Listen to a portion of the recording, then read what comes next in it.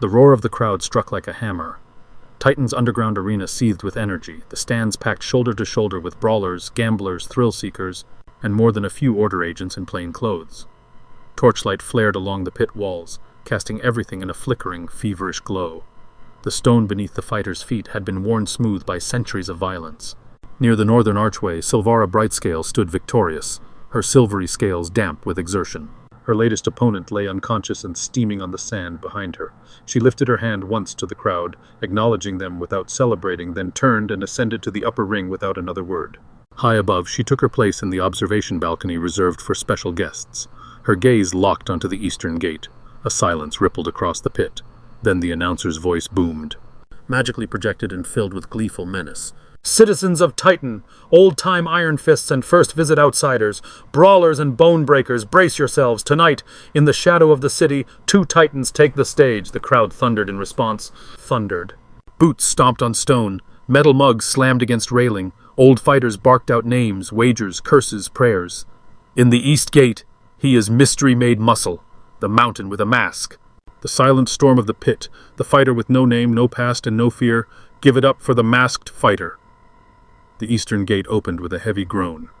Hendrik stepped forward first, solemn as a judge, chains in hand. Behind him came Saladin, bare-chested under the flickering light, the mask gleaming like old iron.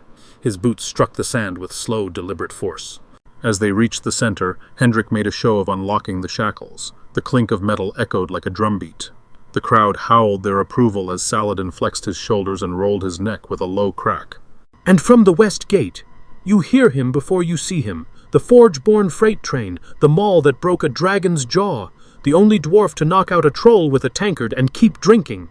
Make some thunder for Torak Boulderfist." The western gate didn't groan. It exploded open in a shower of sparks. Torak Boulderfist stomped into the pit, bare-chested, his beard braided with steel rings and his broad shoulders scarred like cracked stone. His right arm ended in the gleaming bulk of the Silver Fist, a Magitech weapon of legend. It clicked and whirred, shifting between Warhammer, Mace, and Morningstar before settling back into its resting form. Torak slammed the fist into the arena wall. The stone dented. The crowd shrieked with delight. Then he pointed straight at Saladin. "Let's see if that mask protects your ribs, lad," he roared, laughter shaking the stone. The air was electric. In the stands, mugs were raised, bets shouted, magic scry gems tuned and twitching. The announcer gave the final word. "Fight!" Torak charged first, faster than a man his size had any right to move. His shoulder slammed into Saladin's chest like a battering ram, followed by a rising uppercut from the Silver Fist. The blow landed with a thunderous crack, sending Saladin staggering back a full 3 paces. The crowd roared as the Goliath reeled, chest heaving. Saladin answered with silence. He stepped forward and swung his maul in a clean, sweeping arc that Torak barely deflected with his gauntlet. The dwarf grinned wide, his teeth red with blood. Back and forth they went. Torak fought like a boulder tumbling downhill, relentless, crushing, full of force. Saladin fought like a storm held in check, timed, patient, punishing when it mattered. They circled, traded blows, blood misting from cracked lips and bruised ribs. The pit sand turned slick beneath their boots. And then Saladin stepped back. He closed his eyes for the briefest moment. One hand reached to the wooden bear charm at his belt. Then he grew. The air shimmered around him as magic pulsed through his veins.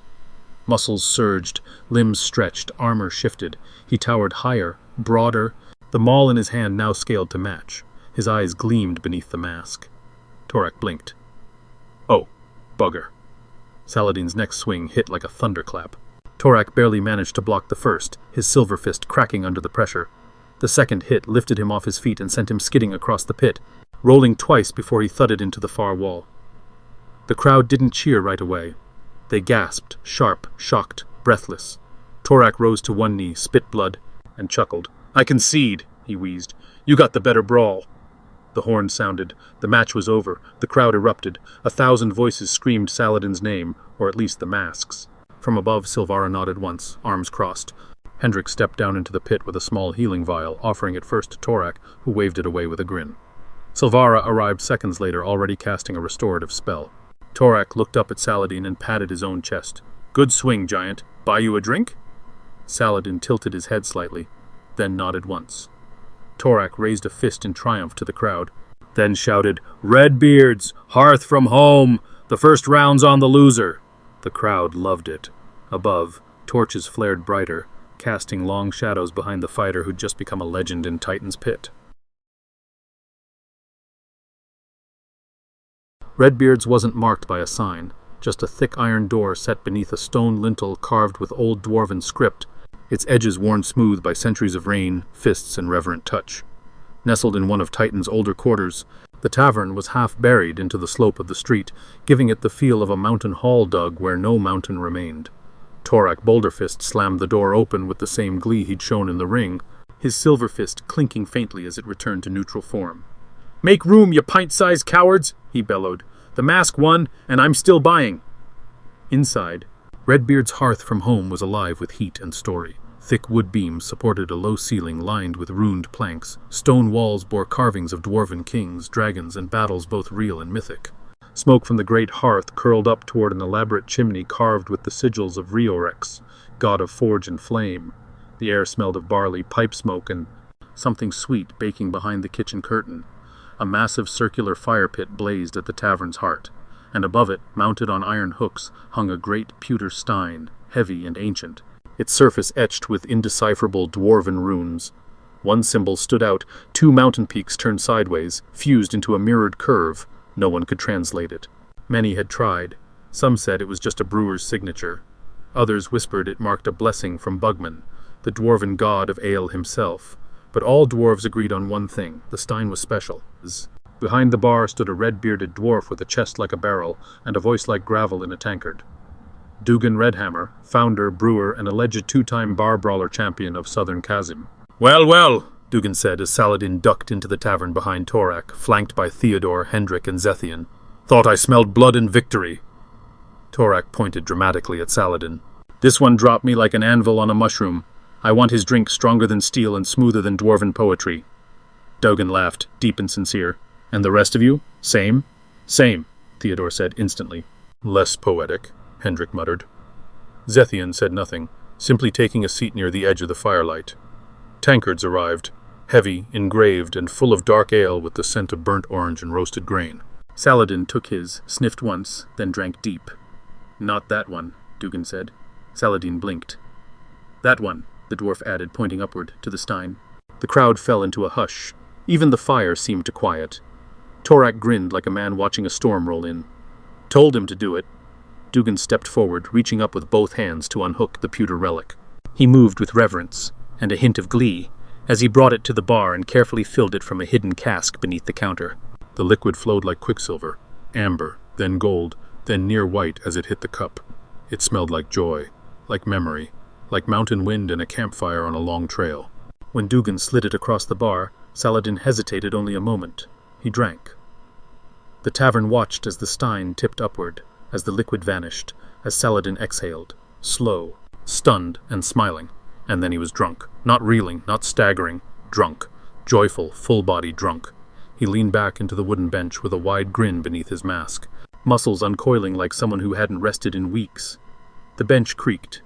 Hendrik laughed under his breath. Even Zethian smirked.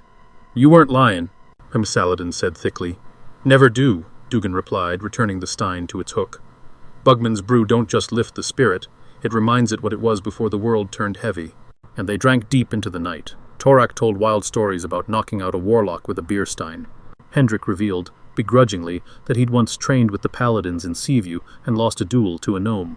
Theodore performed sleight of hand with coasters, slipping them into people's pockets mid-sentence.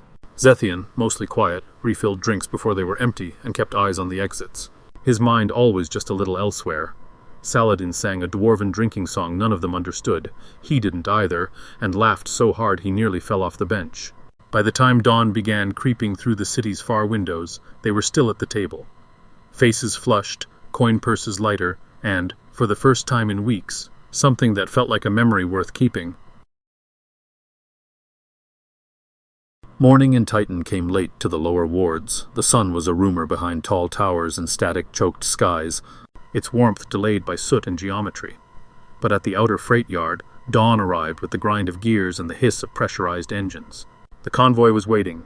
3 M35 Tempest trucks idled in a long, staggered line, bulky Magitech haulers with armored grills and compartmentalized cargo beds wrapped in canvas and reinforced struts. Beside them crouched Stormpiercer recon cycles, their lean, rune-inscribed frames gleaming with condensation. Each bore a tether hinge on the engine core, tuned to a central battery, ensuring they couldn't stray more than 2 miles from the truck column without losing power entirely. The air buzzed with low static and the smell of diesel alchemy. A tall, wiry man with a fur-collared coat and thin gloves paced at the front, glancing between a clipboard and the group that now approached from the street.